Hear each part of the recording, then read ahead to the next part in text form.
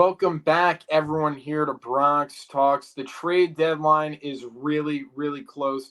And with that, the rumors have definitely been swirling. We have even more rumors than we had last video, some about the same guys, but there's been some new rumors. The trade deadline is getting really, really hot. The stove is hot. It's getting exciting.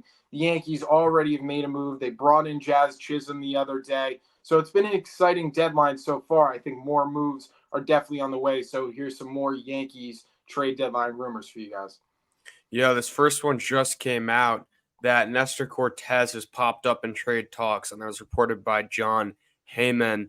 Uh, kind of surprising, but at the same time. I think we also knew Cashman was going to be listening to some of those trades, just because I don't think Nestor really helps you in a playoff scenario. I mean, ideally, you'll have your 3 or 4 guys. Nestor's really not going to move to the bullpen, and he's also just having a pretty up and down season.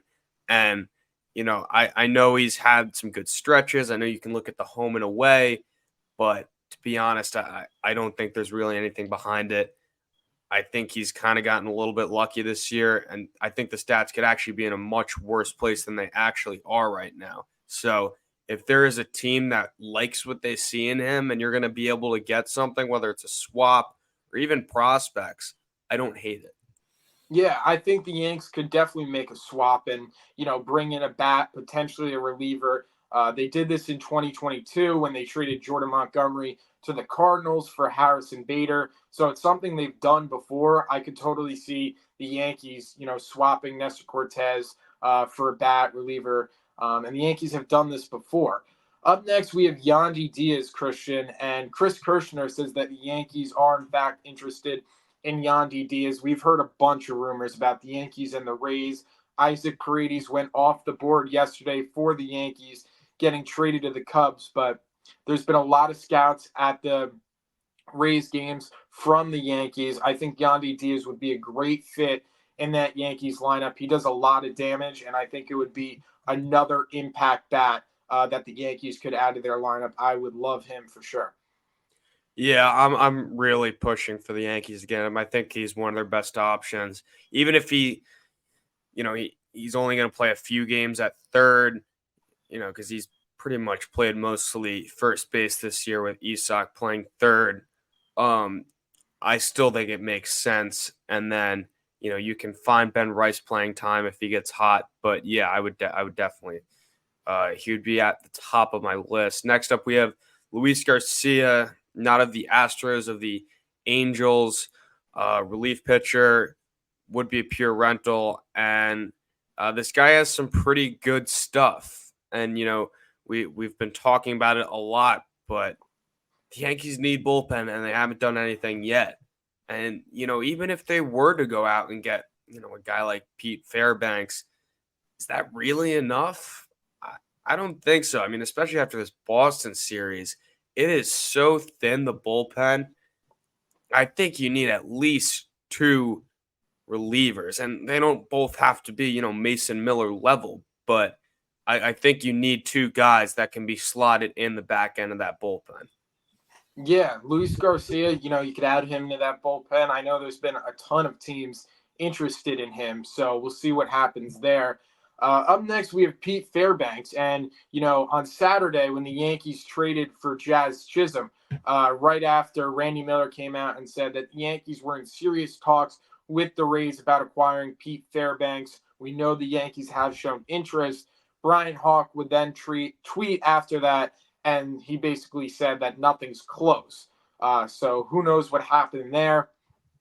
But we do know that the Yankees, regardless, have shown interest in Pete Fairbanks. And, adding a closer, adding a really, solidifying relief pitcher to that bullpen, I think would be huge for the Yankees. And, if Clay Holmes' struggles continues, you definitely have the option there of making Pete Fairbanks the closer. But, yeah, I think it'd be a good fit for the Yanks. Yeah, I did look into his stats more. I think if he were to come over, I think Holmes is still the closer. I mean, he's having a much better year than Pete Fairbanks, but I mean, at the end of the day, he'd still be a 7th or 8th inning guy. He's still a very good pitcher. Next up is that the Yankees were interested or have reached out to the Cardinals about Tommy Edman. This one I don't really get. I know there was talks maybe a potential Nestor and Tommy Edwin swap. I don't know. I would have said either Tommy Edman or Jazz. This guy has a 705 OPS. Yeah, he can play pretty much anywhere in the infield, and he can also play outfield. But isn't that kind of just what we got from Jazz? So it doesn't make a whole lot of sense. He's not having a great year, and I don't think the Yankees really need depth. I mean, they have so many guys. I mean, we were just talking on our live about how they almost have to get rid of guys because they have so many infielders. They have a surplus almost everywhere. We really just need quality bats, and I don't know if this is really the guy. Yeah, I don't know. Maybe their the underlying metrics or their advanced scouting likes a guy like Tommy Edman. I think that was Katie Wu who first reported that, but we'll see what happens there. We know the Yankees and Cardinals have made some trades, like we mentioned before, the Jordan Montgomery, Harrison Bader. So we'll see what happens there, certainly. Up next, we have a few relievers, Christian, and the Yankees are showing some interest in Kyle Finnegan, Tanner Scott, and Pete Fairbanks. That's from John Heyman. Tanner Scott is having a phenomenal year. We just mentioned Fairbanks. Finnegan being the Nationals closer. I think they'd be a really would be good fits for the Yankees. Slide into that bullpen. I definitely like what I'm hearing there.